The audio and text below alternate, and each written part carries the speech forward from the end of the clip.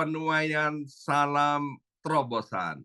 Semangat pagi semuanya, semangat pagi. Apa kabarnya Bapak Ibu semuanya? Ya, senang sekali hari ini Senin, tanggal 3 Maret 2025, boleh bersama-sama kembali dengan Bapak Ibu semuanya ya. Baik yang on kamera maupun yang off kamera, saya senang sekali melihat dan membaca daftar nama yang hadir hari ini. Saya percaya Bapak Ibu semua mencintai dan dicintai oleh Tuhan, dan jerih payah kita tidak akan pernah sia-sia di hadapan Tuhan ya. Nah, hari ini renungan kita ambil dari kitab 1 Samuel pasal 17 ayat 45 sampai dengan ayat yang ke-47. Saya beri judulan hari pertama di minggu ini, iman yang mengalahkan raksasa. Ayo bersama saya ucapkan, iman yang mengalahkan raksasa. 2, 3, iman yang mengalahkan raksasa. 1 Samuel pasal 17 ayat 45. Demikian bunyi firman Tuhan.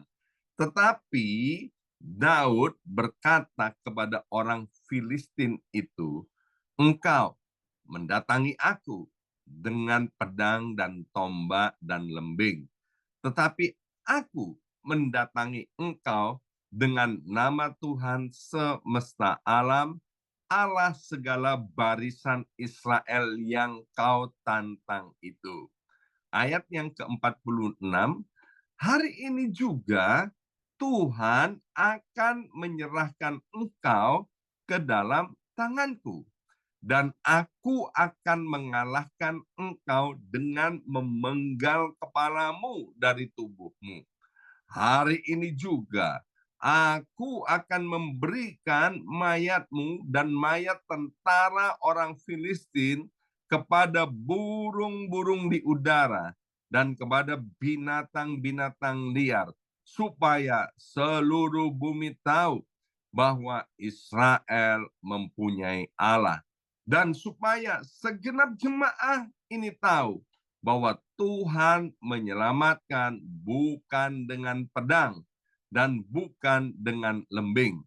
Sebab di tangan Tuhanlah pertempuran, dan Ia pun menyerahkan kamu ke dalam tangan kami. Ibu bapak yang dikasihi oleh Tuhan, pertanyaan, pernahkah kita-kita ini merasa sedang menghadapi atau sudah pernah menghadapi raksasa dalam hidup kita ini? Mungkin raksasa itu berupa masalah keuangan yang tidak kunjung selesai. Atau maaf, mungkin ada yang sedang sakit yang tidak sembuh-sembuh. Atau mungkin ada di antara kita yang mengalami raksasa yang namanya persoalan rumah tangga, yang tidak ada rukun-rukunnya, yang tidak ada damai-damainya. Selalu ada pertengkaran, selalu ada kesalahpahaman. Atau mungkin kita sedang mengalami raksasa berupa tantangan besar lainnya yang saya belum sebutkan ya. Satu kali waktu saya ngajarin anak-anak saya untuk berenang, Bapak Ibu sekalian, maka pada waktu itu anak-anak saya yang masih kecil itu, Henok dan Kesia, ya dia takut untuk masuk ke dalam air di kolam renang itu ya. Tetapi saya meyakinkan anak-anak saya bilang begini, nanti papa akan menangkap kamu kalau kamu sampai tenggelam ya. Papa akan jaga kamu agar kamu ini nggak sampai tenggelam ya.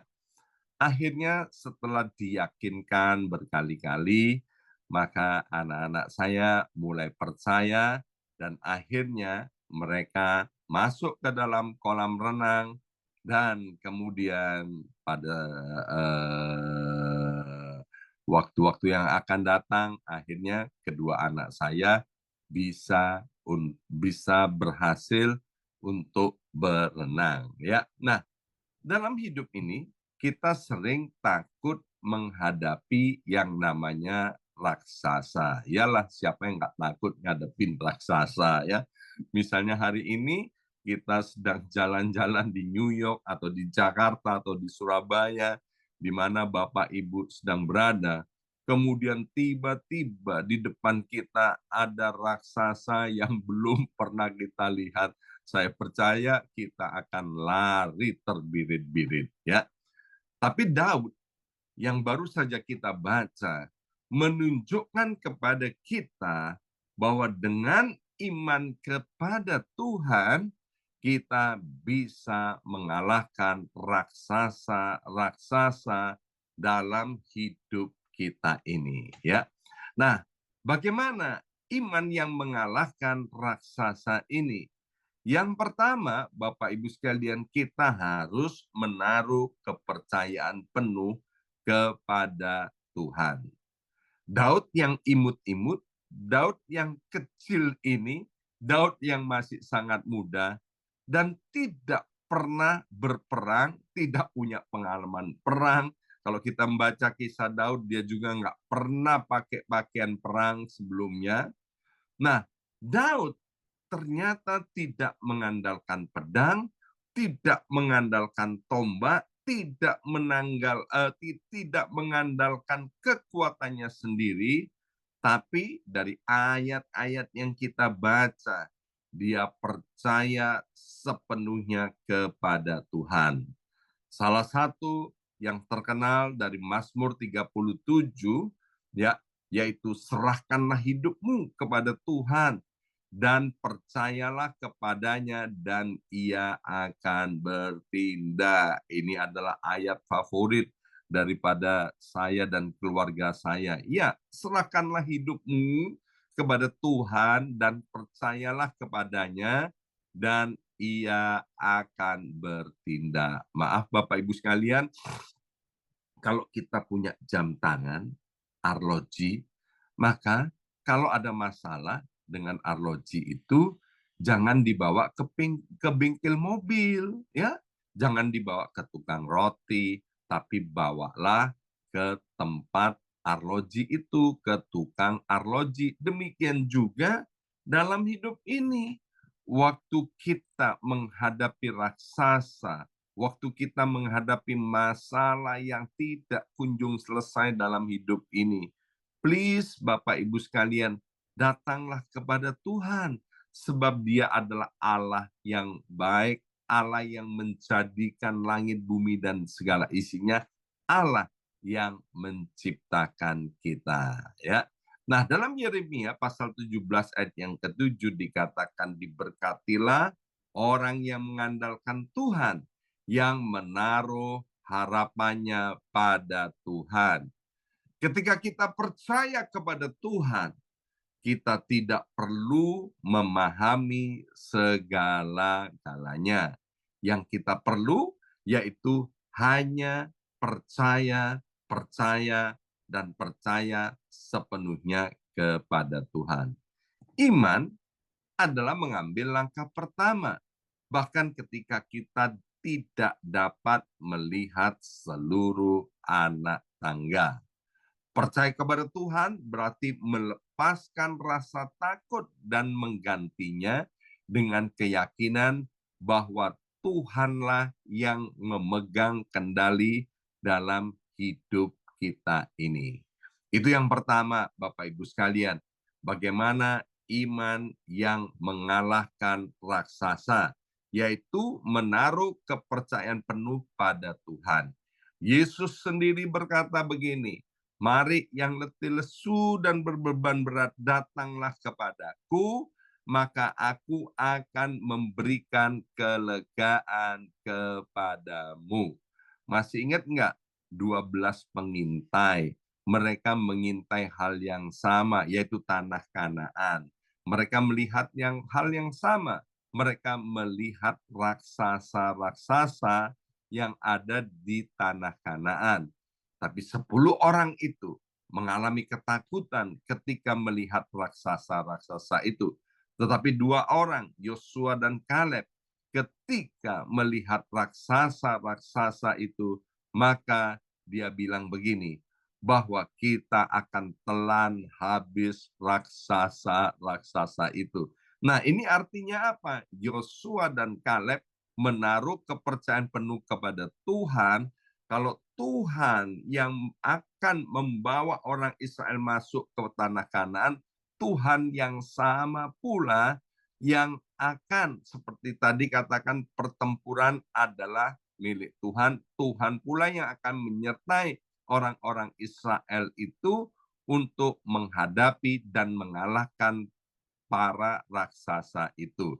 Nah, hari ini Bapak Ibu sekalian, kalau kita boleh tiba di titik ini, hari ini kita ada di New York, hari ini kita ada di Jakarta, hari ini kita ada di Surabaya, dimanapun Bapak Ibu berada, saya katakan bukan satu kebetulan Bapak Ibu sekalian. Hadapi raksasa-raksasa itu dan taruh kepercayaan kita kepada Tuhan, dan percayalah raksasa-raksasa itu pasti tumbang. Sekali lagi, bukan karena kuat dan gagah kita, tapi karena Tuhan yang mencintai dan mengasihi kita, itulah yang menyertai dan memberikan kita kemenangan. Ya. Nah, yang kedua, kita harus sadar, ya, sadar sesadar-sadarnya bahwa pertempuran ini milik Tuhan. Daud menyatakan bahwa kemenangan tidak tergantung kepada manusia. Kemenangan tidak bergantung kepada pakaian perang. Kemenangan tidak tergantung kepada senjata. Kemenangan tidak bergantung seberapa banyak uang yang kita miliki, seberapa pandai dan pintarnya kita. Kita sekolah tinggi itu puji Tuhan. Kalau kita ada kesempatan untuk terus menggali ilmu, silakan Bapak Ibu sekalian.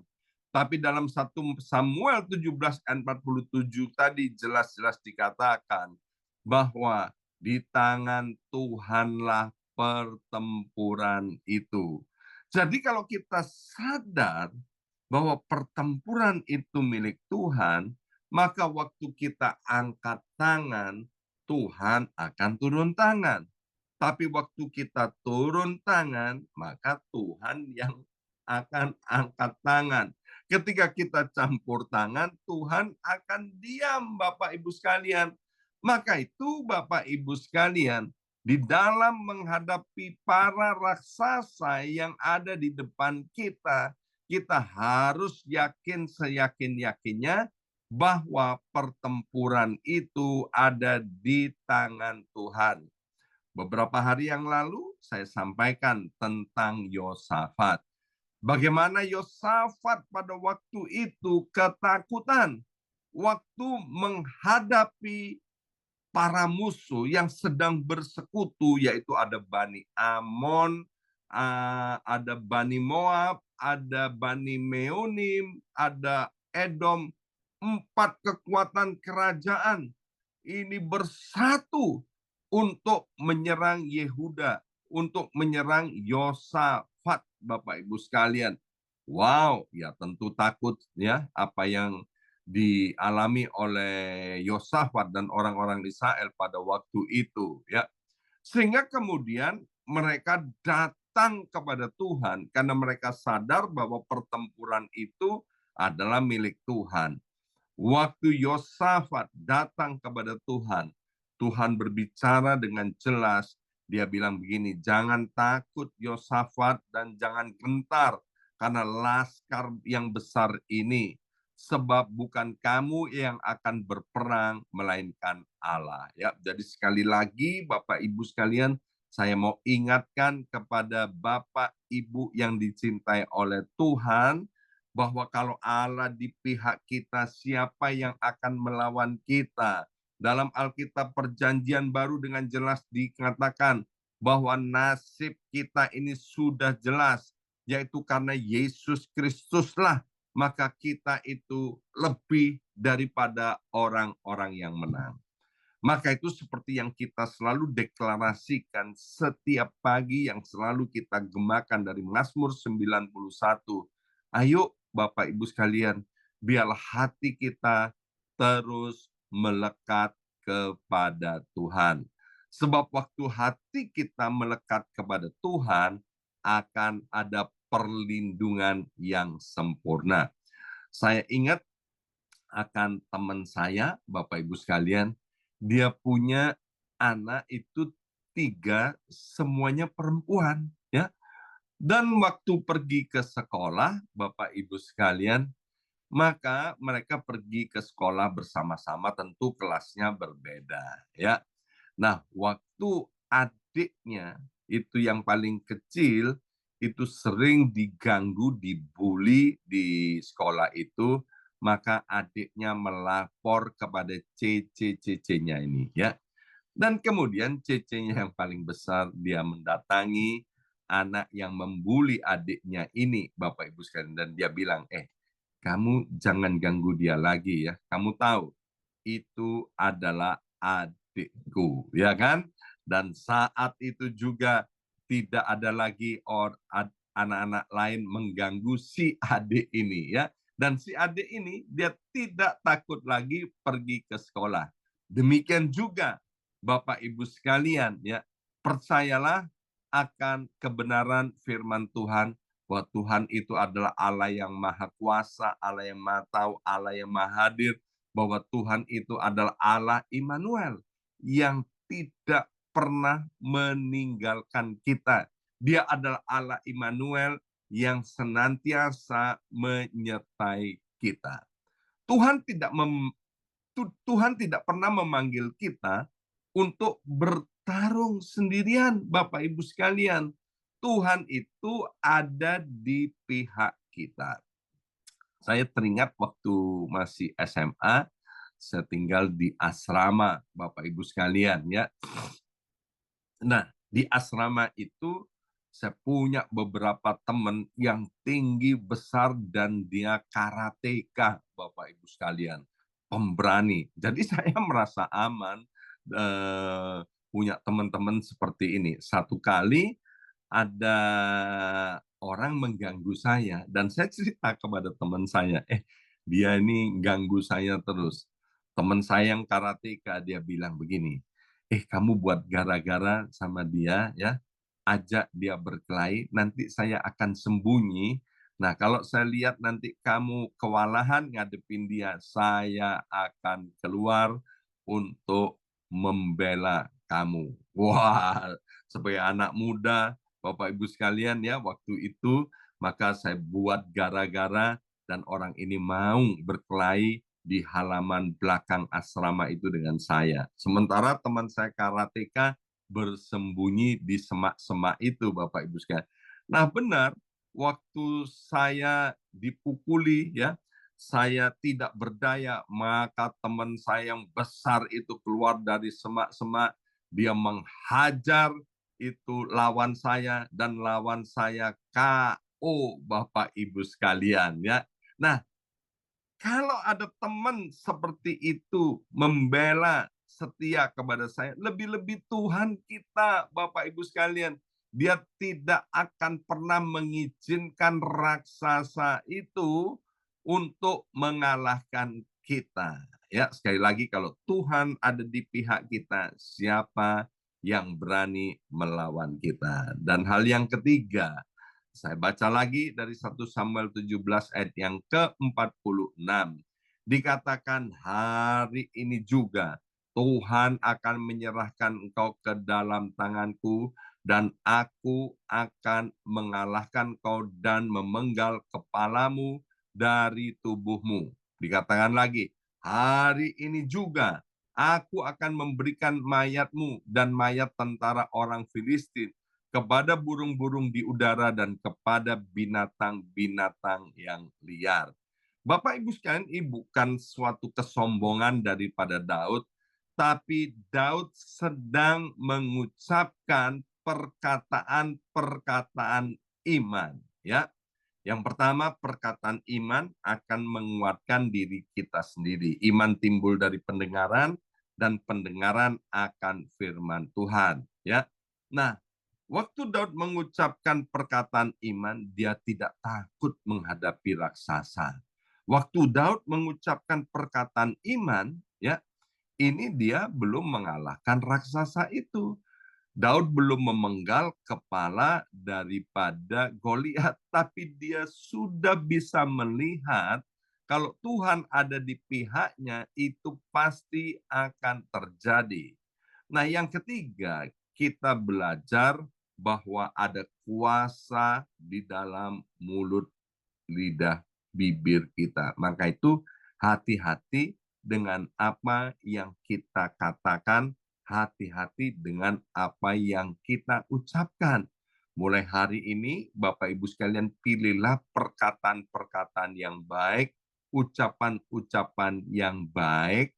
Bapak Ibu sekalian, Alkitab bilang begini, biarlah setiap orang yang mendengarnya memperoleh kasih karunia, penghiburan, dan kekuatan. Ingat, ya Amsal 18:21 yang setiap pagi saya selalu ingatkan kepada Bapak Ibu sekalian bahwa mati dan hidup dikuasai oleh lidah. Siapa suka menggemakannya akan memakan buahnya. Dalam kitab Markus 11 ayat 23, Yesus dengan jelas berkata, sesungguhnya barang siapa berkata kepada gunung ini, beranjaklah dan tercampaklah ke dalam laut, asal tidak bimbang hatinya, tetapi percaya bahwa apa yang dikatakannya itu akan terjadi, maka hal itu akan terjadi baginya. Hari ini, Bapak Ibu sekalian, apa gunung-gunung persoalan di depan kita? Apa raksasa-raksasa yang ada di depan kita? Mari mulai kita perkatakan dengan iman. Hai para raksasa, inilah waktunya engkau tumbang. Hai gunung-gunung, inilah waktunya engkau akan bergeser dari hidupku. Ya, nah Bapak Ibu sekalian, kita belajar beriman berarti mengucapkan, mengungkapkan, mengatakan dengan yakin melalui perkataan-perkataan kita. Mulai hari ini kita mulai berkata, keluargaku pasti dipulihkan.